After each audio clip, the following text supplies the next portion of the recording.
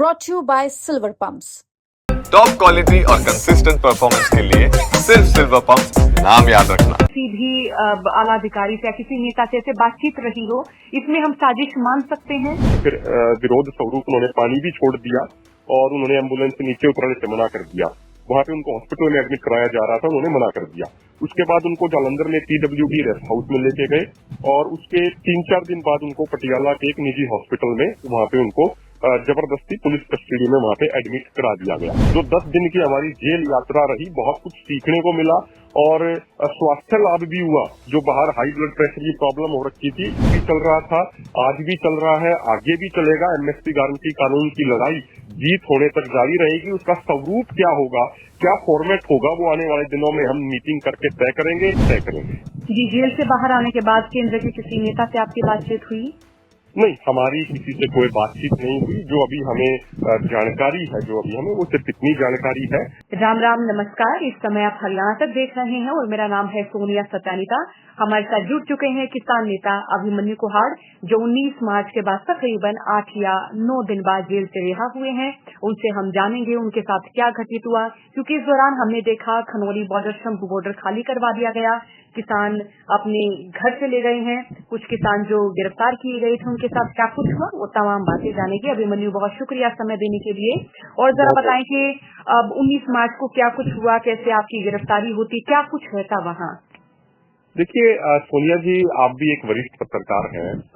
आपने भी ऐसा कभी ना तो पढ़ा होगा, ना देखा होगा। ना हमने पढ़ा, ना हमने सुना, ना हमने देखा कि सरकार बातचीत के लिए बुलाती हो और बड़े सौहार्दपूर्ण माहौल में MSP गारंटी कानून पे बड़ी डिटेल्ड चर्चा होने के बाद मीटिंग से वापस जाते समय हमें गिरफ्तार कर लिया गया हो। लिखित न्योता देके हमें बुलाया गया और फिर वापस जाते समय हमें गिरफ्तार कर लिया गया। ये ऐसा इतिहास में पहले आपने कभी नहीं देखा होगा। तो पहली साजिश थी क्या ऐसा हो कि जैसे आप किसान नेता जो रहे, उनमें से किसी एक व्यक्ति की सरकार से या किसी भी आला अधिकारी से या किसी नेता से ऐसे बातचीत रही हो, इसमें हम साजिश मान सकते हैं? नहीं, देखिए, किसी नेता की या हमारे दोनों फोरमों की तो किसी को पता ही नहीं था किसी चीज के बारे में ऐसा कुछ होने वाला है। अब सरकार के एंड पे सरकार ने क्या प्लानिंग करी, अधिकारियों ने क्या प्लानिंग करी, क्या षड्यंत्र रचा, उसका जवाब तो केंद्र सरकार और राज्य सरकार ही दे सकती है। लेकिन महत्वपूर्ण बात यह है कि अक्सर हमारी जो मीटिंगें हो रही थी, अगर आप देखोगे 14 फरवरी को भी, 22 फरवरी को भी, वो मीटिंग हमारी शाम को 5 बजे शुरू होती थी और 5 बजे या 6 बजे शुरू होती थी। और जब 22 तारीख की मीटिंग में तय किया गया था कि अगली मीटिंग 19 मार्च को होगी, उस समय भी ये कहा गया था कि हम शाम को 5 बजे मीटिंग करेंगे। लेकिन 18 मार्च को अचानक से हमारे पास लेटर आया, उसमें ये कहा गया कि भाई समय बदल के सुबह 11 बजे रख दिया गया है और 11 बजे मीटिंग शुरू हुई, 4 बजे तक वो मीटिंग चली और उसके बाद वापस जाते समय हमारी गिरफ्तारियां शुरू होगी। और सबसे महत्वपूर्ण बात मैं आपको एक चीज बताऊं इसमें, कि जो पूरी तैयारी थी पुलिस की, प्रशासन की, वो बड़ी डिटेल्ड तैयारी थी उनकी। वेल प्लान तरीके से उन्होंने ये एग्जीक्यूट किया है। ये कोई अचानक से फैसला नहीं हुआ था। उदाहरण के तौर पे देखिए, अगर मैं आपको एक चीज बताऊं, मैं पिछले 3-4 महीने से वर्कलोड के कारण मान लीजिए या कुछ भी मान लीजिए, मुझे हाई ब्लड प्रेशर की प्रॉब्लम हो रही थी। तो उस दिन भी 19 तारीख को मैं जब 4:30 बजे सुबह उठा तो मुझे बहुत ज्यादा सर में दर्द हो रहा था। BP की दवाई भी ली लेकिन कंट्रोल नहीं आया। मीटिंग के दौरान भी BP बहुत हाई रहा। तो मीटिंग जस्ट खत्म होते ही मैंने डॉक्टर से चेक कराया तो मेरा BP 180/150 के आसपास था। जब पुलिस अधिकारियों ने गिरफ्तार किया हमें, तो गिरफ्तार करते ही उनका पहला सवाल ये था कि जी आपका BP कैसा है। तो यानी उनका इतना डिटेल्ड में उन्होंने वेल प्लानिंग कर रखी थी, उन्होंने बहुत ज्यादा उनकी डिटेल्ड प्लानिंग थी। और हम जब वहां से चले वापस में, तो हमारा पूरा 25-30 गाड़ियों का हमारा कॉन्वॉय था, काफिला था और उन्होंने वहीं से, पुलिस ने हमारे कॉन्वॉय को घेर लिया था। हमारी गाड़ियों के बीच में गाड़ियां लगानी, बाइक लगानी पुलिस वालों ने शुरू कर दी थी। सिविल में थे, वर्दी में भी थे। और जब हम चंडीगढ़ मोहाली के बिल्कुल बॉर्डर पे थे, वहां पे बहुत भारी भरकम नाका लगा हुआ था और वहां पे घेर के और गाड़ी से हमें उतार के अलग अलग गाड़ियों में बैठा लिया गया। हर किसान नेता के लिए अलग अधिकारी नियुक्त थे और डलेवाल साहब की एम्बुलेंस को भी उन्होंने इस तरीके से हाईजैक कर लिया। और पहले हमें बहादुरगढ़, पटियाला में जगह पड़ती है, वहाँ पे एक पुलिस कमांडो सेंटर है, वहाँ पे हमें लेके गए। उसके बाद लगभग 2 बजे तक हमें बाहर रखा गया और 2 बजे फिर हमें बस के माध्यम से जेल में, अलग अलग जेलों में हमें भेज दिया गया। किसान नेता जगजीत सिंह डल्लेवाल जी को वो रात को जालंधर लेके चले गए और जहां उन्होंने फिर विरोध स्वरूप उन्होंने पानी भी छोड़ दिया और उन्होंने एम्बुलेंस से नीचे उतरने से मना कर दिया। वहां पे उनको हॉस्पिटल में एडमिट कराया जा रहा था, उन्होंने मना कर दिया। उसके बाद उनको जालंधर में PWD रेस्ट हाउस में लेके गए और उसके 3-4 दिन बाद उनको पटियाला के एक निजी हॉस्पिटल में वहां पे उनको जबरदस्ती पुलिस कस्टडी में वहां पे एडमिट करा दिया गया।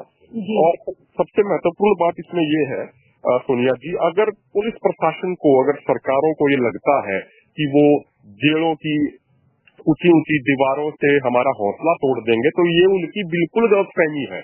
जेल की ऊंची ऊंची दीवारें या जेल का बंधन हमारा हौसला नहीं तोड़ सकते, हमारे हौसले को और अधिक मजबूत करते हैं। और मैं तो ये कहता हूँ, जो 10 दिन की हमारी जेल यात्रा रही, बहुत कुछ सीखने को मिला और स्वास्थ्य लाभ भी हुआ। जो बाहर हाई ब्लड प्रेशर की प्रॉब्लम हो रखी थी, 10 दिन वहाँ पे पूरा बढ़िया तरीके से मोबाइल फोन से दूर, सारे इलेक्ट्रॉनिक आइटम से दूर चीजों का आत्म मंथन करने का भी मौका मिला। कहाँ हमारी कमी रही, कहाँ हमारी मिस्टेक रही, कहाँ पे सुधार होना चाहिए, और बिल्कुल रेगुलर तरीके से अपना वहाँ किताबें भी पढ़ी, वहाँ पे अध्ययन भी किया।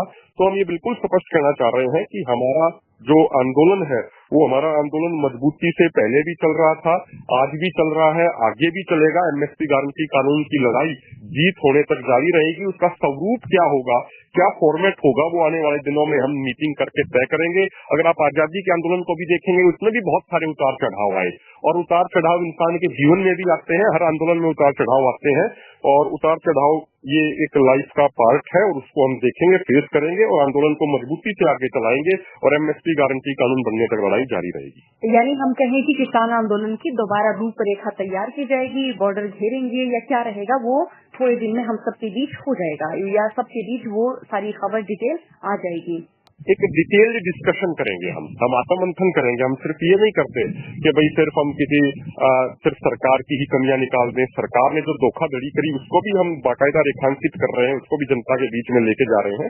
हमारी अगर कोई कमी रही होगी उसका भी आत्ममंथन करेंगे, उस आत्ममंथन करके उसको दूर करने का प्रयास करेंगे और आगे स्वरूप क्या होगा वो हम आगे आने वाले दिनों में तय करेंगे। अगर आप देखेंगे आजादी के आंदोलन में 1857 की क्रांति हुई, उसके बाद फिर 90 साल संघर्ष चला। 19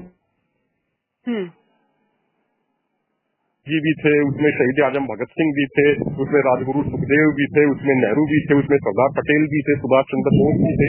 एक लंबा स्ट्रगल चला।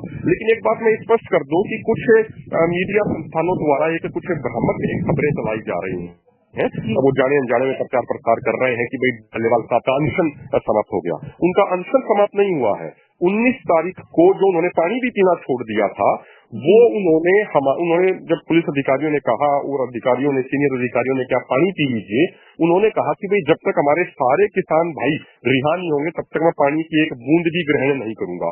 तो 9 दिनों तक उन्होंने पानी की एक बूंद भी ग्रहण नहीं करी और परसों जो उनकी स्थिति थी, वो स्थिति ये आ गई थी कि वो बोल भी नहीं पा रहे थे, वो उनकी आवाज भी नहीं उनकी निकल रही थी, वो बोल भी नहीं पा रहे थे। अंदर से सारा बिल्कुल सूख गया था पूरे तरीके से, शरीर में सलाइवा बनना भी बंद हो गया था, जिसको राल कहते हैं, वो भी बननी बंद हो गई थी। तो उनकी आवाज ही नहीं निकल पा रही थी। तो पुलिस ने कहा कि प्रशासन ने कहा उनको आप पानी पी लीजिए। हमारे ऊपर भी जेल में दबाव डाला गया कि भाई आप प्रधान जी को समझाइए, ये कीजिए, बात कीजिए। लेकिन डल्लेवाल साहब ने स्पष्ट कर दिया कि भाई जब तक उनकी सभी साथियों की रिहाई नहीं होगी तब तक मैं पानी की एक बूंद भी ग्रहण नहीं करूंगा। तो उसके बाद हमें कल रात को अर्ली मॉर्निंग को 2-2:30 बजे हमें रिहा किया गया। उसके बाद कल सुबह लगभग 10-11 बजे जब हम हॉस्पिटल में गए तो वहाँ पे हमारे सबकी अपील पे जगदीश सिंह डल्लेवाल जी ने सिंपल पानी पिया और एक मेडिकल एड शुरू कराई है। बाकी उनके आमरण अनशन पे क्या फैसला होगा, क्या नहीं होगा, वो डिटेल्ड में 4-5 दिन के बाद दोनों फोरम बैठ के तय करेंगे। जी, जेल से बाहर आने के बाद केंद्र के किसी नेता से आपकी बातचीत हुई? नहीं, हमारी किसी से कोई बातचीत नहीं हुई। जो अभी हमें जानकारी है, वो सिर्फ इतनी जानकारी है कि 4 तारीख को 4 मई को केंद्र सरकार के मंत्रियों के साथ हमारी बैठक होगी। उस बैठक में वहीं से चर्चा शुरू करेंगे जहां 19 मार्च को चर्चा छूटी थी। और मैं पूरे देश के किसानों से भी ये एक अपील करना चाहता हूं कि हमें पूरा अपना हौसला पूरा मजबूत रखना चाहिए, पूरा हौसला बुलंद रखना चाहिए। उतार चढ़ाव जीवन का हिस्सा है।